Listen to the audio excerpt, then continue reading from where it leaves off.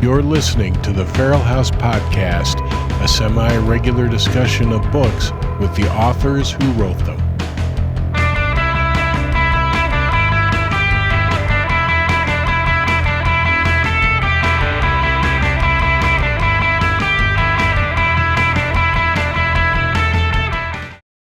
Hi, everyone. It's Christina. I'm here again speaking to your favorite authors, my favorite authors, upcoming books, and something new. We're going to be talking to authors of older books, too. We've been doing, sorry, I'm bumping the table here. We've been doing this publish and book thing for a long time. And so we have some great books, and we want to talk to those authors if we're able to. And so you'll start seeing some of the podcasts featuring backlist, as we say, backlist. But I wanted to take a moment because we'll be talking to Sam Iravani for the upcoming Angel Dust Memories, True Tales of PCP in North America. Again, it's a fascinating book because it is the first non-academic book about PCP. So everybody's, there are so many drug histories, and we published a couple of them. So when I saw this proposal, when I saw Sam's pitch come across, I was like, yes. The world needs a book on angel dust. And so I encourage you to listen to the upcoming conversation, which ideally will make you want to buy the book, but not make you want to do PCP. And if you do, maybe let us know. We'll see if what your experience was like. But I also want to take a minute as we're kind of halfway through 2026, and the year's been flying by, and as many of you know, there's been the slight transition. We're doing little different. We're seeing small changes, just small things. The idea change to bring a little more efficiency to what we're doing here at Feral House. And so hopefully changes for the good.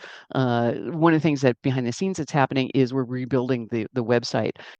With that being said, there's my intro, and you'll be listening to Sam Iravani. You won't be seeing Sam, and this is one of those. Sam lives in Aberdeen, Scotland, and for peak connectivity and quality, we killed the video on this one so we can, really get good sound quality. So this is the only visual image you will see, and from here on out, enjoy the podcast, enjoy the conversation with Angel Dust Memory author Sam Iravani. Thanks as always. Hello, welcome to another edition of the Feral House Podcast. And today we are speaking with Sam Iravani. Sam has the upcoming book called Angel Dust Memories, True Tales of PCP in North America. I was really excited when I saw Sam's proposal for a book because I know as all the drug literature out there, not much has been written about PCP. And I was thrilled to see that someone had taken a look, both the history of the drug itself and its impact on American culture. So I want to welcome Sam to the conversation. Sam, can you tell me, and all the listeners, just a little bit about yourself and how in the hell did you come to want to talk about and research PCP? Hiya. It's so basically I live near Aberdeen, Scotland, which is Scotland's third largest city. My degree is in publishing and journalism, so writing's always been my strong suit. But up until about 2019, I really didn't write much outside of coursework. And around that time, I had a lot to say. I was using drugs at the time, like methadone, which was a very popular stimulant drug that we had in the UK, and I had a lot to say about that drug in particular. So that ended up writing a couple articles about methadone for TalkingDrugs.org, and that led to writing articles for Vice, Filter, and other places about drugs as well. And in terms of PCP, yeah, it's a good question. I mean, it's kind of weird how I ended up writing this because it's such an American drug, but basically it goes back to about 2010. When I was still I was a student and I was midway through my degree, and my drug of choice at the time was ketamine, which you probably know is real big in the UK. We don't really have PCP here, but ketamine was my drug of choice. I used to say it was like a Disneyland in the back of my head. I liked the trippiness, the floatiness. It relaxed me. Nothing quite hit the spot. but it also had a lot of side effects. I didn't have a problem with mobility, funnily enough. I could always walk about on it. But even at smaller doses, it really messed, I struggled to be articulate with people. Words seemed really weird. I felt like I had to relearn the English language from scratch every time I used it. When I'm doing a degree in publishing and journalism, it wasn't ideal. So, it smelled and tasted disgusting. So it had a lot of issues, and I thought to myself, there's got to be something out there, an analog or a chemical cousin that has that floatiness and trippiness, but, maybe doesn't smell and taste disgusting, maybe is a bit more functional. And that's how I landed on PCP. But up until then, I didn't really have any interest in PCP. I mean, you'll know that it's always had probably the worst reputation, just about any drug, right? Oh, So, absolutely. Yeah. It's funny is like many of us who were doing, experimenting with drugs is in America, a lot of times your first introduction to angel dust is accidental or someone's kind of dosing you. And that's what mhm. happened to me. And so it was a Oh, pretty yeah. low dose and, it was very common when I was younger in the 80s to like kind of sprinkle it on marijuana and then you're accidentally smoking it and it's kind of a little bit of an exciting additive. But it was weird. It was weird. I was kind of sitting on the shores of Lake Michigan, which again, inland, it's an inland sea. It's not a tiny lake. It just kind of watching it turn different colors, which was really, really interesting. So it was pretty low dose. But most of us in the States of a certain age grew up with these like just horrific warnings of like after school television, like movies talking about like the dangers of drug. One famously showed the actress as when she was very young, Helen Hunt, taking PCP and then jumping off a building. And then Right. Yeah. then the other. So what about it in you? Obviously, you've done it. I've done it. And then in all your research, how did it get such a terrible reputation of being such a scary drug? Well, that's a good question. Basically, it's really hard to dose, especially the liquid form. I mean, the powder form was a lot easier to dose than the liquid form, which replaced it, and is still the most popular form today. There's a saying, for example, on the street, 2 puffs I'm good, 3 puffs I'm whacked, which basically means, so basically one extra hit can make the difference on a PCP dose cigarette can make the difference between having a good time and doing something dangerously stupid or worse. So it's really, and also of course the concentrations on the street are not consistent. So people are always overdosing, especially on the liquid form. I mean, the powder form caused problems as well. I think it all goes back to, yeah, just the lack of quality control on the street and how easy it was to overdo it. I mean, it's kind of the same with ketamine. For example, I would find it's very dose dependent. Just a little bit too much, you feel like you're dying or you feel horrible. But on the smaller dose, it's good. The issue with PCP is it lasts a lot longer than ketamine. So, if a ketamine I take too much, then 20 minutes, half an hour, I'm okay. On PCP, you're not. It doesn't have that kind of ceiling. So a lot of people didn't know how to dose it, especially when it first came out in, it's the peace pill in Haight-Ashbury district. That was taken orally, and when you take it orally, is a lot harder. It's a lot easier to overdose that way. So of course, the initial response in San Francisco, because they were taking it in a pill form, was not good. Most people didn't like it. So I think that was how it started. And yeah, but generally speaking, I think it's just a very difficult drug to dose, and So it's very dose individualistic. A lot of people don't like it, but I think a lot of people, yeah, just get the dose wrong. They take too much and they can't move, and they think, oh, this is horrible. But I mean, I'm not promoting the drug, but obviously, I think they're taking too much. If you took it the right dose, they might have a very, very different response. Mhm. So that leads us back to kind of the start. And you mentioned the Haight-Ashbury, and that was kind of like the renaissance of American drug culture of both acceptance and then all of the kind of, closet chemists, all the underground chemists who were developing things. So one of the questions is like, so did PCP ever really have an actual use, or was it one of those drugs that was kind of what they kind of call now a designer drug? Was it, how did it come about? Well, it was developed in the late 50s as surgical anesthetic, and it was safe in some ways, but it was deemed ultimately unsafe for human use because it did provide, have side effects, post-operative side effects of delirium and things like that. So, yeah, it started that way, but it didn't really attract considerable attention as a street drug until in 1967, I think, in the Haight-Ashbury district. So yeah, it did have a legitimate use, and it was, I think, up in 1967, I think it was deemed only fit for veterinary use. I think that was the year. Yeah. And Sam goes into a comprehensive history of the early days of PCP, how it was developed and how it became underground. So I just wanted to gloss a little bit on that early history. And because part of that history involves biker gangs. And what was it? Can you just a little bit about so we're in San Francisco. It's a quote unquote summer of love. A new drug is introduced, and then what happens? So yeah, I think it was a concert in Golden Gate Park and during the Summer of Love, and there was about Dr. David Smith of the Haight-Ashbury Clinic saw about 30 intoxications that day due to the peace pill. He did, I believe, at that time it was called the Hog. It was on the street because the rumor had it that that it was the Hells Angels that were supplying the drug. But later that summer, they saw the peace pill and they assumed it was a different drug, but it was actually the same drug, which was PCP. Wow. And then it started spreading. If people were having negative experiences right from the get-go, I mean, how did it start becoming distributed and popular?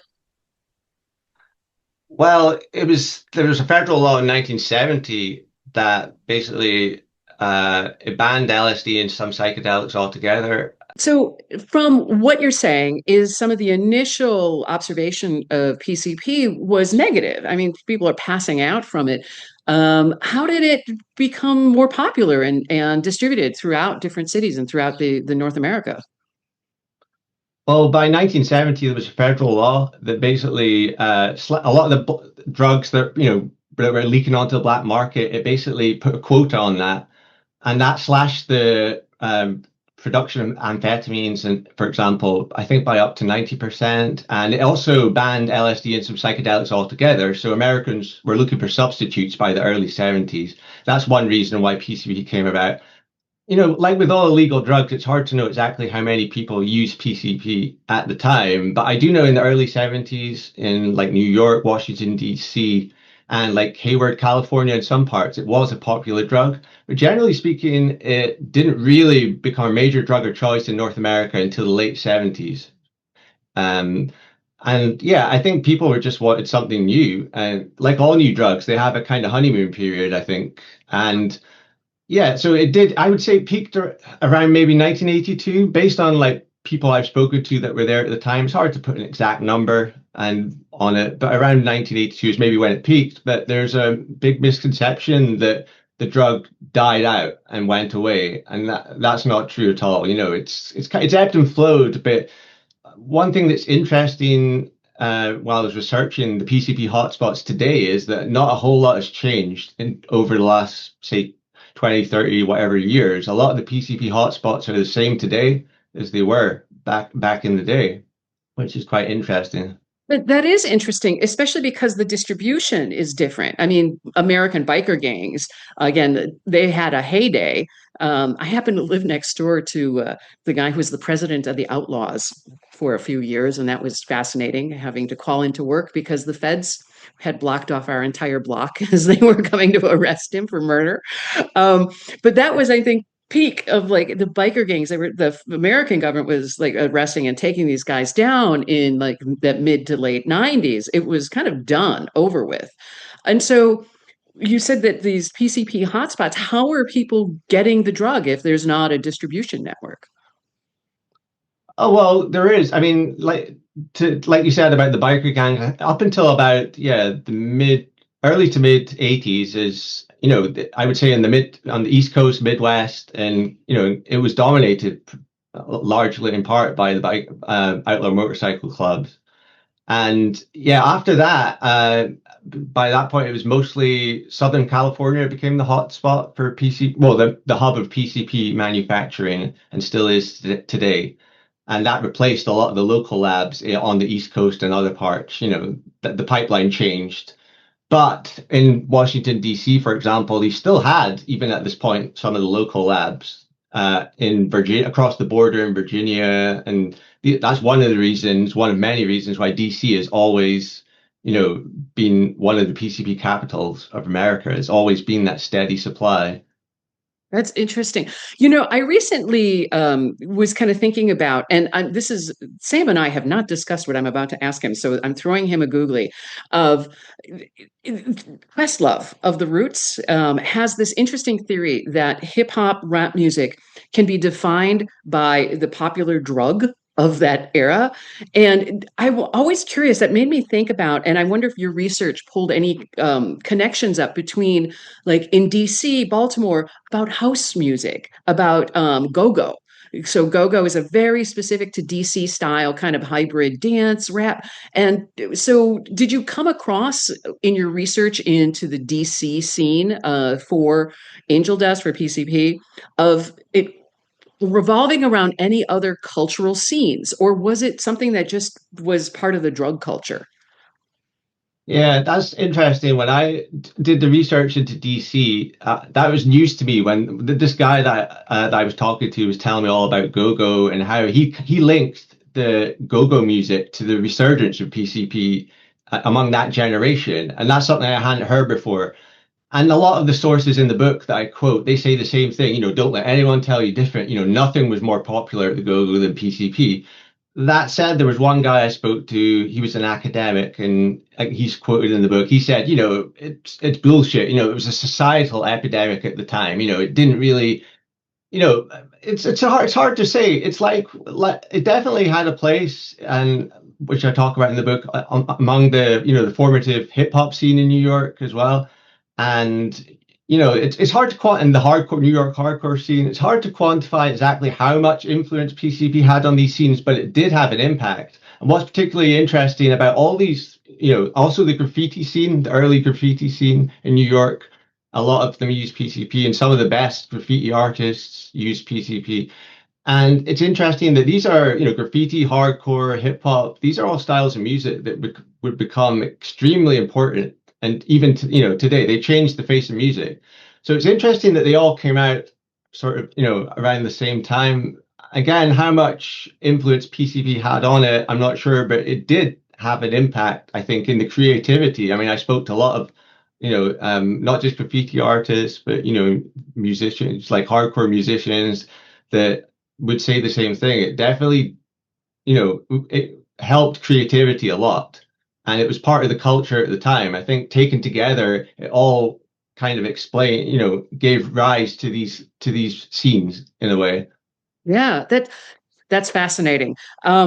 What do you hope readers kind of take away from the book? This is Feral House. We don't publish moral lessons, but I'm just curious this goes back to like the why, and the why publishing is because there is not.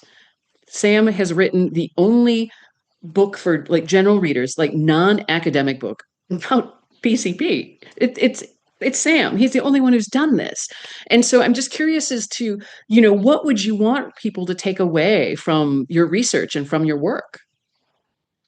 Well, yeah, I mean, it was, again, going back to the first question, it was kind of weird how I ended up writing this. It was through my other articles, I ended up doing an article in 2021 for Vice about PCP, and that was came out of my fascination with this. I found out that it was still a popular drug in many parts of the US, and the editor at Vice commissioned me to do an article looking at why PCP in America is a regional taste. But midway through, he expanded it to look at why it's only found in America, and so I became a co-author on that piece. But I got a lot of research that we didn't use, and stuff that I wanted to follow up on. So that's kind of how the book came out of this. I was like, you know what, if I can this might be a book. And it kind of just came to me like that. In terms of what I hope readers to get out of it, there was a lot of history that hadn't been told. And there was what had been told wasn't necessarily correct. For example, there's an art. One of the major manufacturers of PCP was a guy called Peter Coley, who came out of Los Angeles. And I remember there's an article I saw, I think from 1996, and it talked about how Peter Coley is the godfather of PCP. And a DEA agent is quoted in the article saying, before Coley, the PCP manufacturers didn't have the expertise to make big batches of PCP. And I spoke to former PCP manufacturers and narcotics officers that were there at the time, and they're skeptical of that. For example, I spoke to one former PCP manufacturer who's also from Los Angeles, where Coley is from, and he said that, Pete Coley was big in the 1970s, but he was tied to a family in his neighborhood that was just as big. And no one on the street really, credits Coley for being the first to use the bucket method, which is the quick cook that allowed them to make big batches. No one credits him on the street for doing that. What they do credit him as is the first to manufacture piperidine, which is the immediate precursor of PCP. He was credited as being the first to do that himself, on the street. So little things like that, that had been written in articles weren't quite right. So it was good to set the record straight. But overall, like you said, this is more of a cultural look at PCP and not been done before. I hope, taken as a whole, I think people will really understand the world of PCP. For example, in the first chapter is about the outlaw motorcycle clubs, and that's kind of more of a conventional journalistic approach, not fully. And there's a bit in there where I talk about how a chapter of the Outlaws Motorcycle Club died out in North Carolina, largely in part due to PCP, because a lot of the members were using it. And then the Outlaws, those in charge of the Outlaws, amended the rule book that basically banned PCP from the club. And a lot of readers, when they see that, I don't really explain what happened to these members, and they might wonder, okay, what was going on? Why did they ban it? When they read the later chapters, and some of the stories, like the story about the West Coast Crips, and they're going to learn about, what kind of behavior PCP users exhibited, the completely delusional sense of possibility and stuff like that. They're taken as a whole. I think people will really understand, okay, I know exactly why it was banned among the outlaw motorcycle clubs and even the street gangs eventually. So when they read the whole book, I think they'll have a good understanding of the world of PCP. And it was good just to be able to tell these stories while I could, because a number of the guys that gave me stories, they're old. Some have already passed. And these are good stories, I think, worth telling. And just one last thing on that. This is a good example of why I think people will like the book. I spoke to a guy called Keith Ball, who's kind of a legendary figure in the American motorcycle culture. He agreed to talk to me on the phone. I wanted to ask him about PCP's connection to motorcycle clubs, because he was around in the 1970s. He knew a lot of and 80s. He knew a lot of outlaw bikers and still does.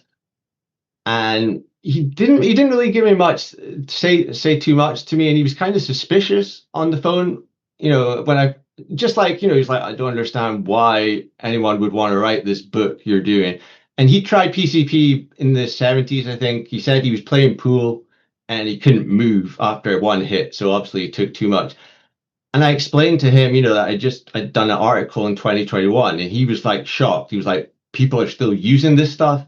And I went on to explain, in Washington, D.C., Philadelphia, all over Connecticut, Kansas City, Missouri, it's still a primary drug of choice. And he, his tone of voice totally changed. He was interested. He started asking questions. And by the end of the conversation, he told me to link my article to him. And he seemed interested in what I was writing about. So the point is, I think a lot of Americans and people in general are kind of like him. They just assume angel dust was this drug that no one really liked. It came and went. And that's not true. I wouldn't recommend anyone take PCP, but in terms of reading about it, I think it's a fascinating drug, and I would say it's more interesting than most other drugs that have been written about, to be honest. I agree with you, Sam, and which is why Feral House is proud to publish Angel Dust Memories, True Tales of PCP in North America. This is officially out when y'all are hearing this. It's either out now or just coming out. It will be available for pre-order on the website, and I'm just so excited to share this one with you. And Sam, I always put people on the spot. What are you working on now? Nothing, to be honest. Nothing right now. No. I wish I had something more exciting to tell you. I mean, I've got ideas, but no, I haven't. I'm right this instant. I'm kind of putting the finishing touches to a couple articles about PCP that stuff that we couldn't fit in the book, which I still think. I know you've got one of those articles already. I do. Still a couple that I'm trying to, which I'll tell you about in due course. Their content's good. There just wasn't space, to put it in the book. And that's one of the editorial choices. Yeah.